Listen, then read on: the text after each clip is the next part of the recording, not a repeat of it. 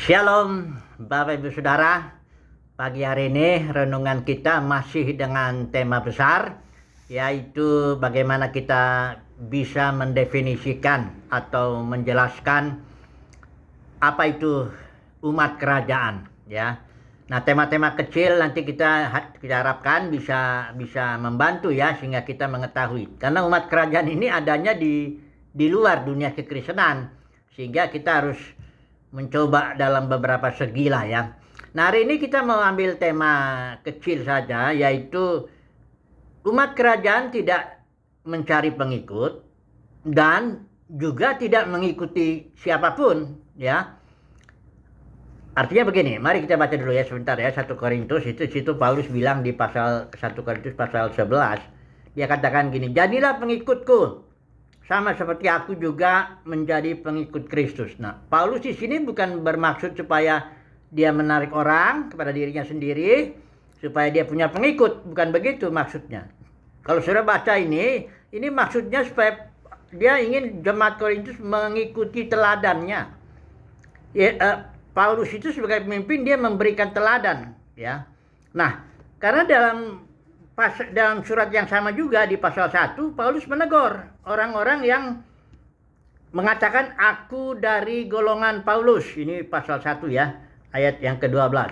Ada lagi yang mengatakan aku dari golongan Apolos. Ada lagi yang mengatakan aku dari golongan Kefas. Bahkan ada orang mengatakan aku dari golongan Kristus. Seolah-olah hanya dia yang golongan Kristus, yang lainnya bukan. Nah, Paulus bilang di pasal 10 ini, jangan ada perpecahan di antara kamu. Jadi kalau seorang pemimpin mencari pengikut, narik orang pada dirinya sendiri, maka dia menimbulkan perpecahan kepada gereja. Dan memang sekarang gereja sudah pecah ya, menjadi puluhan ribu denominasi, mungkin 40.000 lebih kali ya. Dan itu setiap hari bertambah. Saya belum pernah melihat ada denominasi yang bergabung begitu, nggak ada. Yang saya lihat selalu pecah ya. Ya, saya juga pengalaman begitu. 10 tahun melayani di aliran, orang bilang sih kayak karismatik begitu. Ya pecah-pecah semua, nggak pernah nggak pecah ya. Menambah itu tiap hari, tiap saat lah. Inilah dia yang dimaksud Paulus, perbuatan daging, perpecahan ya. Nah, jadi bagaimana dong caranya supaya jangan mengambil bagian dalam perpecahan gereja? Karena perpecahan gereja ini bukan perkara ringan. Ya kalau sekarang dalam dunia kekristenan sudah dianggap wajar aja. Kalau orang membangun, misalnya saudara mau melayani, ayo sudah masuk, saudara akan menginjil, khotbah, apa semuanya, mengunjungi, tarik pengikut. Makin banyak pengikutnya itu makin diberkati ya. Udah gitu bukan hanya tarik pengikut, tapi tarik uangnya juga lah ya, dengan berbagai ajaran ya, baik persepuluhan ya, buah sulung lah dan sebagainya. Di dalam dunia kekristenan itu sudah dibenarkan ya. Kenapa? Karena sudah diajarkan ajarannya Ijebel, William, Nikolaus. Hari ini kita nggak bahas itu. Nah, tapi Alkitab menentang, melarang ya. Jangan kamu cari pengikut dan jangan kamu mengatakan aku pengikut si ini, Calvinis, aku Reform, aku golongan Lutheran, aku Mennonite, Simon Menno itu, aku Wesleyan itu ya, apa John Wesley, enggak boleh. Jadi bagaimana dong? Ini ada apa rupanya kalau cari pengikut? Kan biasa itu kan? Enggak biasa. Mari saya baca dulu di satu bagian yang udah sering nih saya baca nih, Kisah Para Rasul 20. Enggak biasa ya cari pengikut itu, ataupun mengikuti orang itu enggak biasa. Itu mah sangat tidak normal ya, karena ada serangan. Mari kita baca. Ini cerita Paulus kepada para penatua di Efesus ya, tapi dia pertemuannya di Miletus ya, waktu Paulus mau ke Yerusalem. Ini pertemuan terakhir lah, pesan-pesan Paulus terakhir lah, karena Paulus bilang kamu nggak akan lihat muka aku lagi katanya, kepada para pemimpin gereja waktu itu, para penatua ya.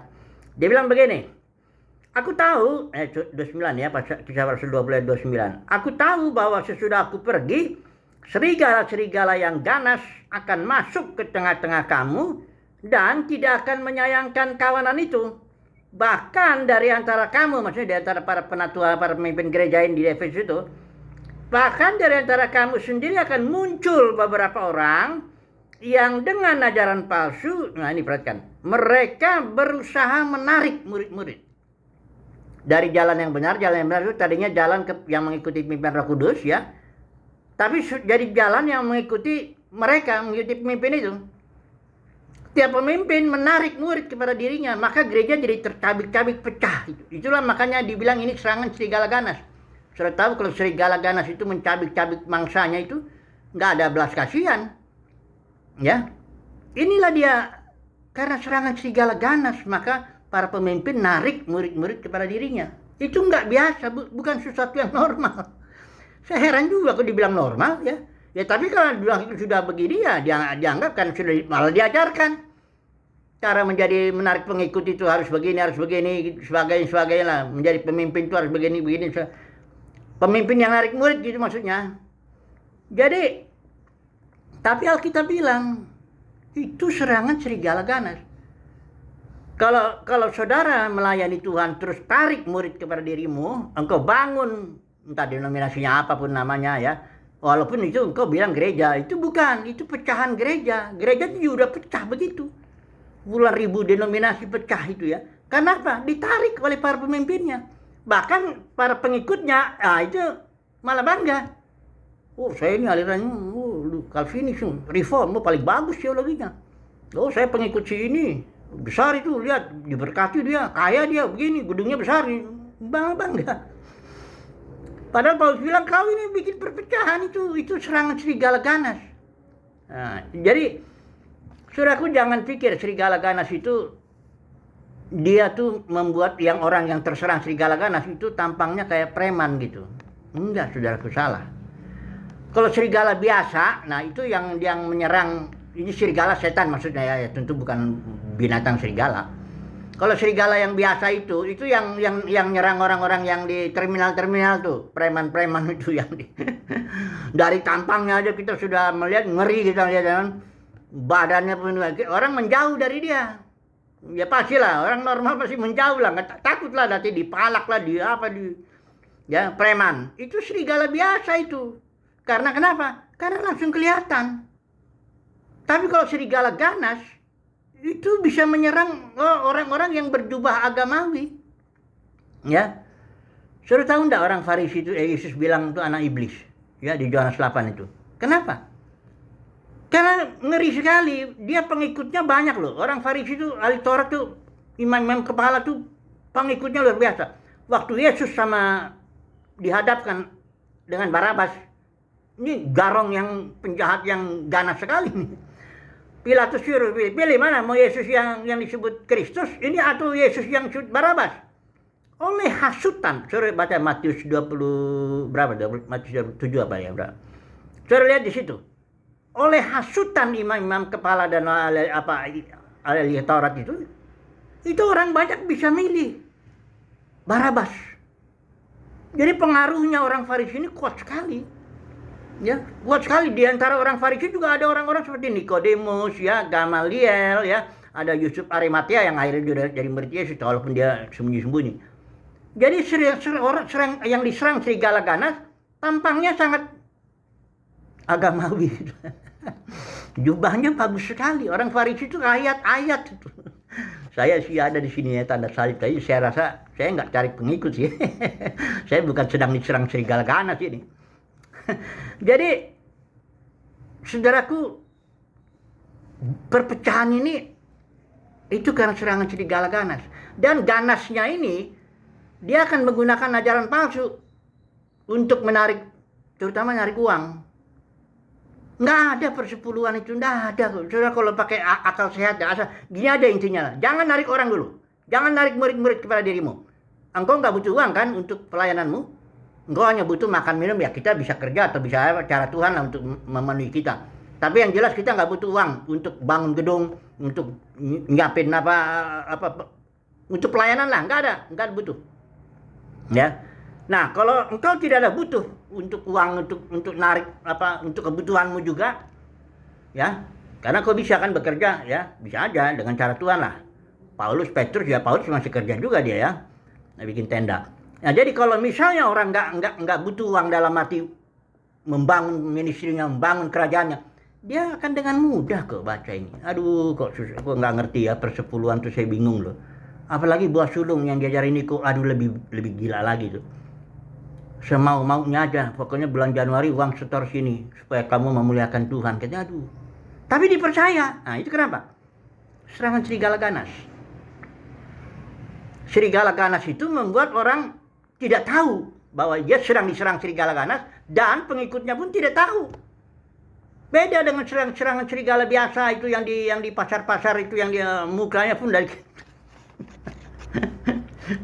jadi saudaraku ya, umat kerajaan itu yang gimana sih? Umat kerajaan itu yang ikut Tuhan Yesus saja. Dia nggak cari pengikut dan dia juga nggak mengikuti siapapun. Bukan berarti dia nggak belajar dari banyak orang.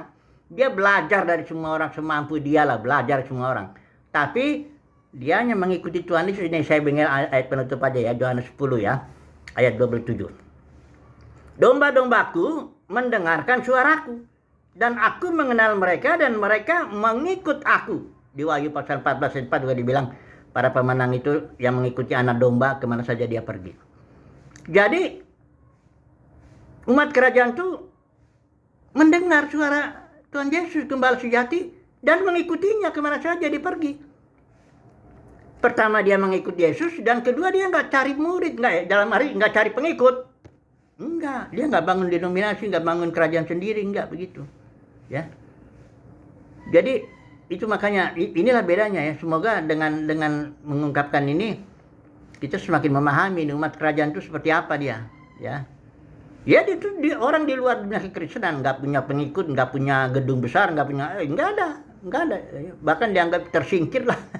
Nggak apa-apa ya, Yesus juga begitu kok. Dia dibunuh sama orang-orang agamawi juga itu, orang Sanhedrin ya, yang narik pengikut itu ya. Waktu Yesus itu kan dipilih kan, Yesus Barabbas mereka pengikut itu. Nggak apa-apa, itulah dia umat kerajaan ya, orang yang hanya mengikuti Yesus ya, kemana saja Yesus pergi. Semoga saudara dan saya mendapat kasih karunia. Ini semua kasih karunia kok ya.